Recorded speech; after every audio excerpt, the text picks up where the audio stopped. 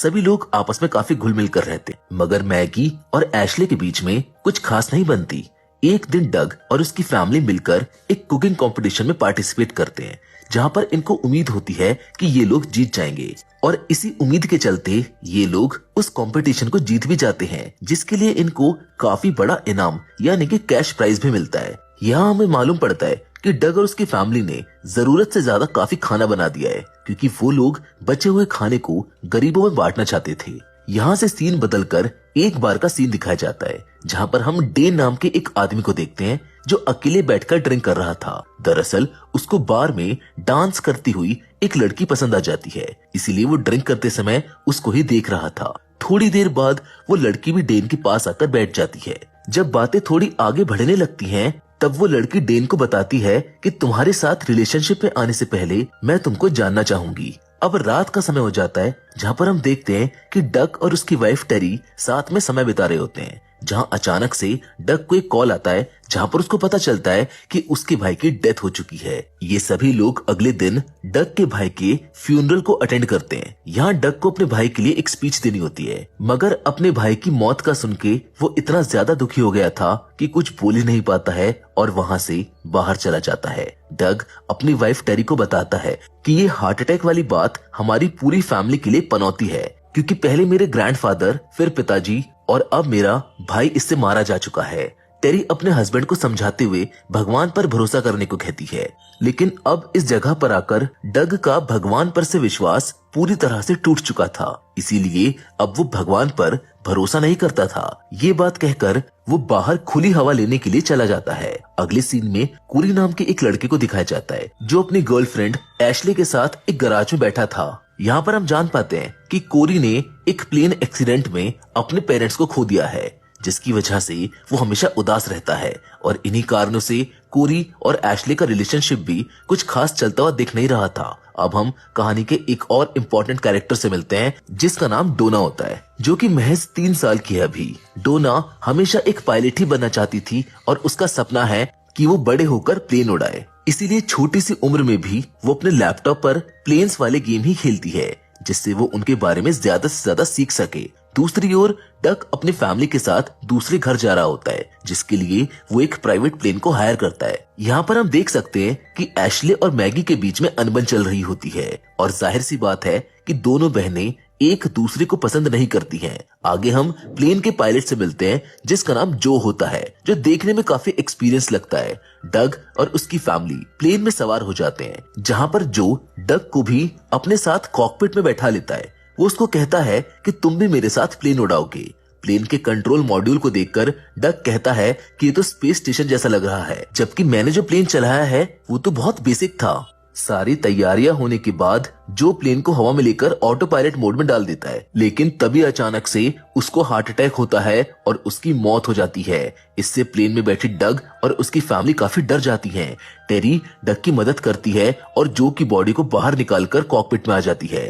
दिमाग लगाते हुए डग एयर ट्रैफिक कंट्रोलर को कॉल करता है और उनको इस सिचुएशन के बारे में बताता है। साथ ही में वो कहता है कि मुझको प्लेन उड़ाने का थोड़ा बहुत एक्सपीरियंस तो है, लेकिन इस प्लेन के बारे में ज्यादा नॉलेज नहीं है। जबकि उधर एयर ट्रैफिक कंट्रोलर की तरफ से लीजा नाम की एक लेडी डग से बात करती है और उसको इंस्ट्रक्शन देते हुए शांत रहने को कहती है। वो उस रास्ते में चलने वाले सभी प्लेन्स को वहां से हटने को बोलती है, ताकि किसी भी प्रकार की दुर्घटना से बचा जा सके। लेकिन असली समस्या तो अब आने वाली थी, क्योंकि आगे मौसम बिगड़ रहा था और जल्द ही एक भयानक तूफान उनसे आके टकराने वाला था। इधर डोना भी किसी तरह से सैटेलाइट को हैक करके पता लगा लेती है कि एक प्लेन का पायलट बीच हवा में मर चुका है, और वो प्लेन के नंबर को डालकर इंटरनेट से ये भी पता लगा लेती है कि प्लेन उसी की सिटी में आके लैंड करेगा, चाहे अब वो क्रैश लैंड हो या फिर नॉर्मल लैंडिंग हो। मगर एयर कंट्रोल की तरफ से कोई डक को ये नहीं बताता कि आगे मौसम बिगड़ने वाला है, क्योंकि सब जानते हैं कि ऐसा करने से डक और उसकी फैमिली डर जाएगी। लीजा डक को इंस्ट्रक्ट करते हुए बोलती है कि आप प्लेन को ऑटो पायलट मोड से हटाकर उसका कंट्रोल अपने हाथों में ले लो। डक ऐसा ही करता है। डक के साथ बैठी उसकी वाइफ उसकी मदद करती है और उसको शांत रहने को कहती है। यहाँ एयर ट्रैफिक अपनी तरफ से पूरी कोशिश कर रहा होता है कि वो इन्हें बचा ले, इसीलिए वो ब्रायन नाम के एक शख्स को बुलाते हैं, क्योंकि उसने एक समय में सेम प्लेन चलाया हुआ था, इसीलिए उसको इस प्लेन के बारे में काफी नॉलेज थी।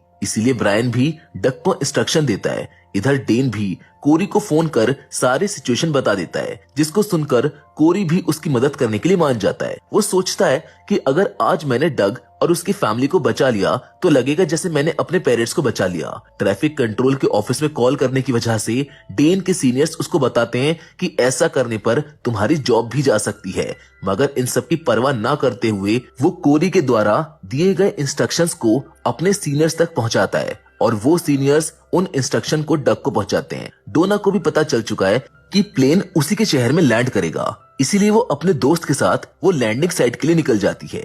इन सब के बेहतरीन कॉम्बिनेशन के कारण डग तक सही इंस्ट्रक्शंस पहुंचाए जाते हैं ताकि उनकी जान बच सके। दूसरी तरफ मैगी की तबीयत बिगड़ने लगती है क्योंकि उसने थोड़ी देर पहले ही पीनट बटर खा लिया था। दरअसल मैगी को पीनट बटर से एलर्जी होती है, इसीलिए बेली उसकी मदद करते हुए एक इंजेक्शन उसको देती है जो हमेशा वो अपने साथ लेकर चलती है। इससे धीरे धीरे मैगी की तबीयत अब सुधरने लगी है। चाहे दोनों आपस में कितनी भी लड़ती हो, मगर दोनों बहनें एक दूसरे का ख्याल तो रखती हैं। डग जिस प्लेन को चला रहा है वो पूरी तरह से एक ही दिशा में चले जा रहा है और चलते चलते वो एक समंदर के ऊपर पहुंच गया था जहां सामने से एक बहुत बड़ा तूफान आ रहा होता है, जिसको देखकर डग घबरा जाता है और उसे कुछ समझ नहीं आता कि वो अब क्या करेगा।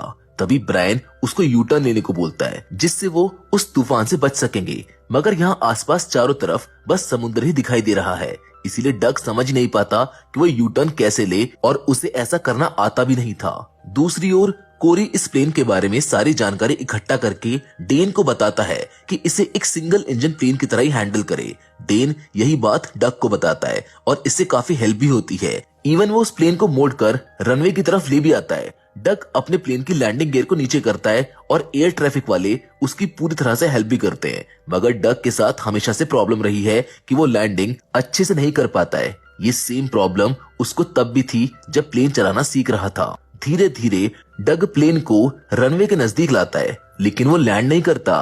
वो उसको छूता है और डर के मारे प्लेन को दोबारा टेक ऑफ कर देता है, लेकिन तभी वहां पर तूफान भी आ जाता है और अब इनका प्लेन सीधा जाकर तूफान से टकरा जाता है। सब के सब घबराने लगते हैं। वो सोचते हैं कि अब डग और उसकी फैमिली नहीं बचेगी। कोरी की भी हिम्मत टूटने लगती है। वो हौसला खोने लगा है, मगर उसकी गर्लफ्रेंड उसको समझाती है कि तुम इनको बचा सकते हो, तुम्हारे पास आज मौका अपने दुखों से निकलने का है और इन सब की जान बचाने का। इंटरनेट की मदद से कोरी अपने प्लेन की इंफॉर्मेशन निकालकर उसके पायलट को कॉल करता है, जिसको टेरी उठाती है। कोरी टेरी को इंस्ट्रक्शंस देता है और एक बार फिर से उस प्लेन को यू टर्न लेकर रनवे की तरफ अलाइन करने को बोलता है। वो बोलता है कि जैसे ही तुम रनवे के पास आओगे तुमको अपने प्लेन की स्पीड को कम करना होगा। ये सब सुन डग भी ठीक ऐसा ही करता है और प्लेन को यू टर्न लेकर वापस रनवे के नजदीक आकर उसकी स्पीड को कम कर देता है। टेरी अपने बच्चों के पास जाकर भगवान से प्रार्थना करने लगती है कि हमारी फैमिली को बचा लेना। जैसे ही प्लेन हवाई पट्टी के नजदीक जाता है और उसको टच करता है, कोरी डग को बोलता है कि अब तुम सारे इंस्ट्रक्शंस को छोड़ दो। थोड़ी देर बाद प्लेन एक जगह आकर रुक जाता है, जिससे डग और उसकी फैमिली की जान बच जाती है। साथ ही फायर ब्रिगेड भी वहां पर पहुंच जाती है ताकि किसी भी तरह की दुर्घटना से बचा जा सके।